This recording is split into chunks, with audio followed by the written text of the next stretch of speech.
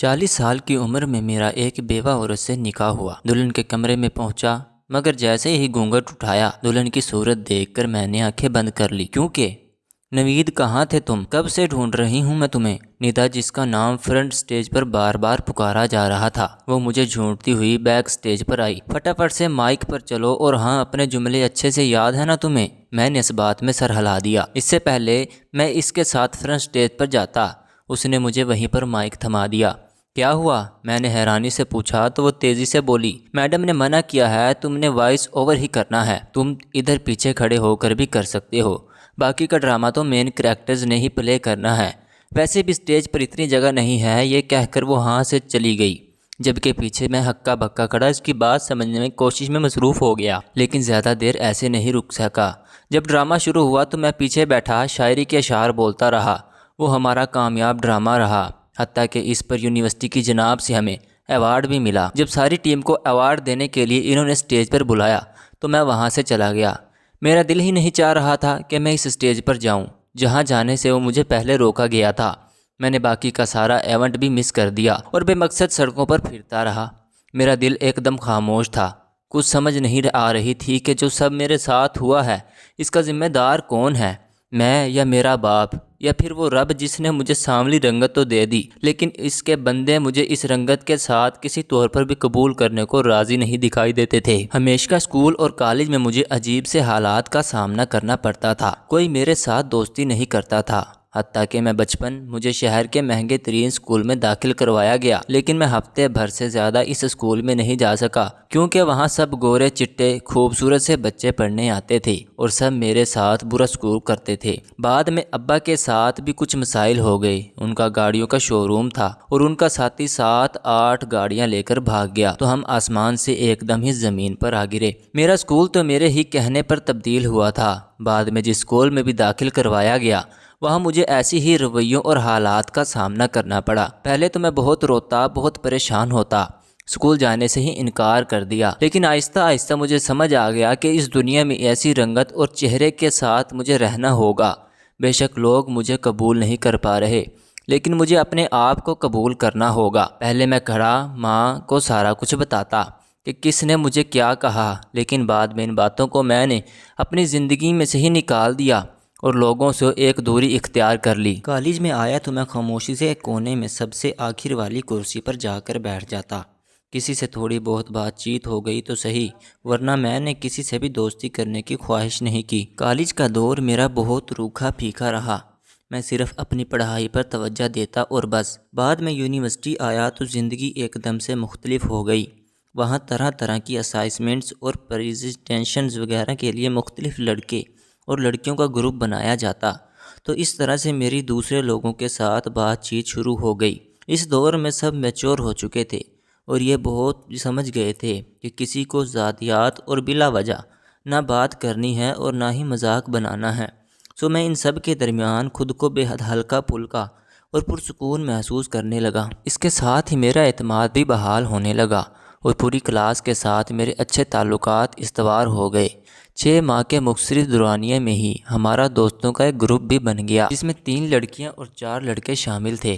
ہم سب یونیورسٹی کے بعد شہر کی خاک چھاننے نکل جاتے، کبھی کہاں کھانا کھانے جا رہے ہیں تو کبھی کہاں۔ زندگی ایک دم سے ہی حسین ہو گئی تھی۔ اس دوران میرے باقی 3 بہن بھائیوں کی شادی بھی ہو گئی۔ یونیورسٹی کے آخری سال میں پہنچتے پہنچتے مجھے بھی محبت ہو گئی تھی، اور وہ محبت کسی اور سے نہیں بلکہ اپنے ہی گروپ کی ایک لڑکی سے ہوئی تھی، جس نے کبھی بھی مجھے کمتر محسوس نہیں کروایا تھا، بلکہ کوئی بھی کام کرتی تو بڑی بردباری سے مجھ سے پوچھتی، نوید تم جانتے ہو نا، تمہارے مشورے پر عمل کر کے میں کبھی نہیں پچھتاتی، چلو اب جلدی سے بتاؤ مجھے اس صورتحال میں کیا کرنا چاہیے۔ جب وہ جملہ کہتی تو میرا سینہ ایک دم سے فخر سے چوڑا ہو جاتا اور میں خود کو اس دنیا کا سب سے خوش قسمت ترین انسان سمجھنے لگتا۔ باقی گروپ کے افراد بھی مجھے سمجھدار سمجھتے تھے۔ پھر ہم یونیورسٹی کے مختلف سوسائٹیز کے ممبرز بھی تھے، جیسے میں رائٹرز سوسائٹی سے تھا، کیونکہ بچپن سے ہی میری لکھت بہت کمال تھی، سو اب اکثر لوگ مجھے میری لکھائی سے ہی پہچاننے لگتے تھے۔ پورے 4 سال میں خود کو یقین دلانے میں مصروف رہا کہ مجھے واقعی محبت ہو گئی ہے اور جس سے بھی محبت کرتا ہوں اندر سے وہ مجھے چاہتی ہے۔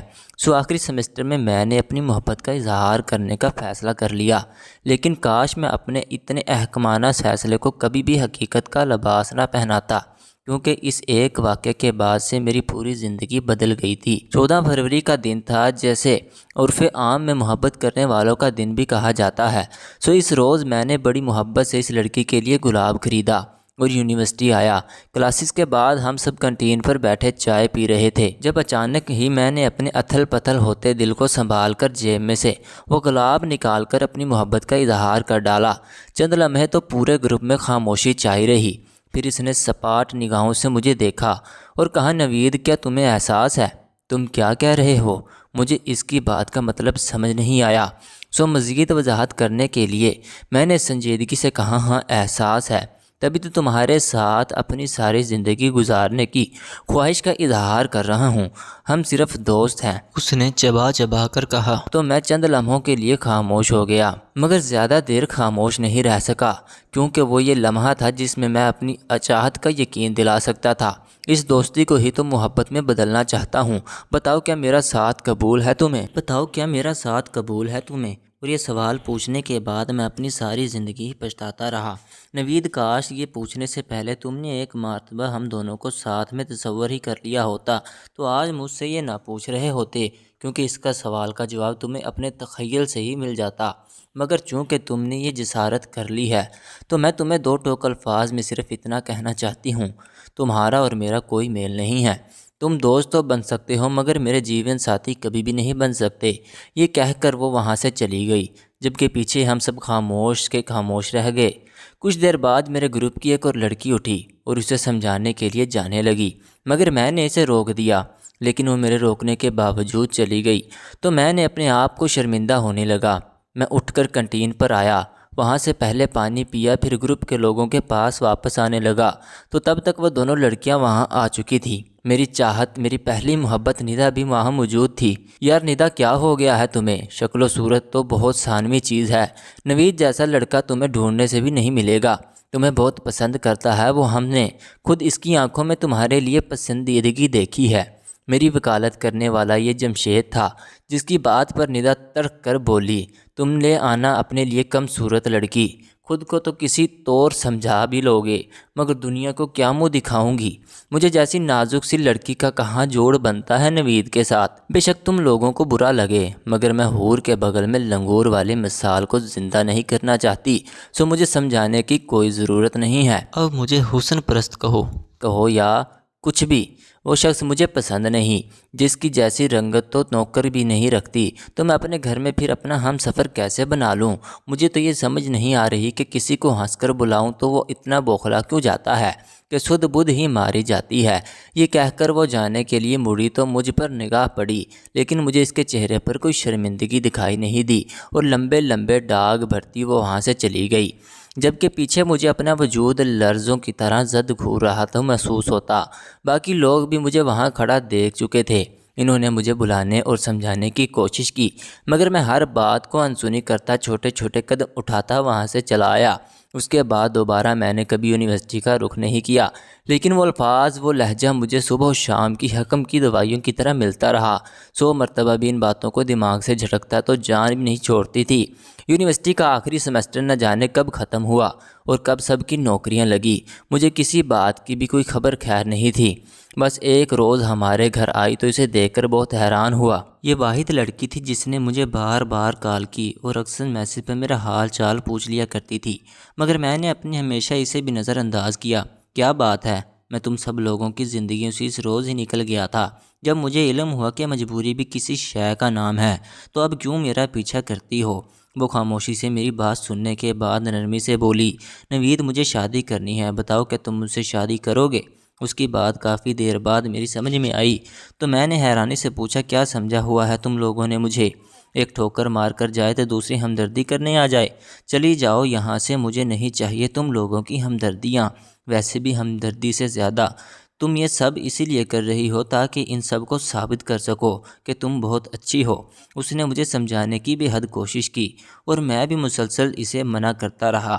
نوید، میں نے تمہارے اندر کے انسان سے محبت کی ہے، میں سچ کہہ رہی ہوں، مجھے تمہاری ظاہری صورت سے کوئی لینا دینا نہیں ہے، مجھے تمہارے اندر کا نرم دل انسان بھاتا ہے۔ یہ جملہ سنتے ہی میرا دماغ سائیں سائیں کرنے لگا اور میں نے بڑی بے رحمی سے ہاتھ مارا۔ یہ ہے میرا اندر کا وحشی انسان، وہ نرم دل انسان مر گیا ہے۔ بتاؤ کہ یہ وحشی انسان قبول ہے تمہیں؟ ایسا جانور تم سب نے بنایا ہے، تم سب کے رویوں نے بنایا ہے۔ بتاؤ کہ آپ بھی محبت کرتی ہو مجھ سے؟ مگر وہ وہاں نہیں رکی، نہ ہی اس نے میری کسی بات کا کوئی جواب دیا۔ بعد میں مجھے بے حد افسوس ہوا۔ اس نے معافی مانگنے کا سوچا، مگر تب تک اس کی شادی ہو چکی تھی۔ یہ خبر مجھے گروپ کے ایک لڑکے سمی نے دی تھی، ساتھ یہ بھی بتایا کہ وہ ہما کو پسند کرتا تھا، مگر وہ لڑکی تمہیں آئیڈیالائز کرتی تھی۔ وہ کہتی تھی انسان بے شک جیسا بھی ہو اندر سے نوید کی طرح ہی ہونا چاہیے، مگر تم نے اس کے ساتھ بہت برا کیا نوید، بہت برا۔ میں صرف اس کی خاطر پیچھے ہٹ گیا تھا، لیکن اگر مجھے یہ علم ہوتا کہ اس کی محبت کا جواب تم اس پر ہاتھ اٹھا کر دو گے تو میں کبھی بھی اسے تمہارا سایہ تک نہ نصیب ہونے دیتا۔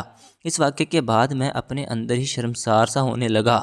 مجھے لوگوں کی گھبراہٹ ہونے لگی، جب بھی کسی سے بات کرتا تو الفاظ کھو جاتے اور یہ ڈر حاوی ہو جاتا کہ کہیں میری بات اگلے انسان کو بری نہ لگ جائے، میری وجہ سے کسی کو تکلیف نہ ہو۔ میں نے ہما سے بات کرنے کی بہتری کوشش کی، لیکن میرے ایک تھپڑ نے اسے مجھ سے منتقل کر دیا تھا۔ میری زندگی ایک عجیب اور جمود کا شکار ہو چکی تھی۔ میں نے نوکری کے ساتھ پارٹ ٹائم جاب بھی شروع کر دی تھی۔ ہم کافی قرضوں میں ڈوبے تھے کیونکہ بہن بھائیوں کی شادی پیسے ادھار لے کر کی تھی، سو میں نے ہر شے سے نظریں پھیر کر خود کو مسلسل کمانے میں لگا دیا تاکہ میں کم سے کم یہ قرض اتار سکوں جن کا بوجھ میرے والدین پر ہے۔ اس کے بعد زندگی بھاگنے لگی تھی۔ آہستہ آہستہ کر کے میں نے خود کو ان سب قرضوں سے نہ صرف آزاد کر لیا بلکہ اپنا کاروبار بھی شروع کر لیا۔ میں چونکہ اب بہتری کی جانب آ گیا تھا تو اپنے بہن بھائیوں کا بھی بے حد تک خرچ ہی میں اٹھا رہا تھا۔ یہ سب کچھ دیکھ کر میرے والدین اندر ہی اندر کرتے تھے اور یہ چاہتے تھے کہ مجھے جلدی سے جلد شادی کر لینی چاہیے۔ اماں میرے لیے رشتہ بھی دیکھنے لگی، مگر ہمیشہ کی طرح لڑکی والے مجھے دیکھتے ہی انکار کر دیتے تھے۔ اب تو میرے پاس پیسہ بھی آ چکا تھا، مگر کوئی بھی پیسے کو میرے رنگ و روپ پر اہمیت نہیں دے رہا تھا۔ سب کی ڈیمانڈ یہی تھی کہ کم سے کم لڑکا قابل صورت تو ہو، بہت زیادہ خوبصورت نہ بھی ہو، مگر پھر بھی کے آگے ہر کوئی خاموش ہو جاتا۔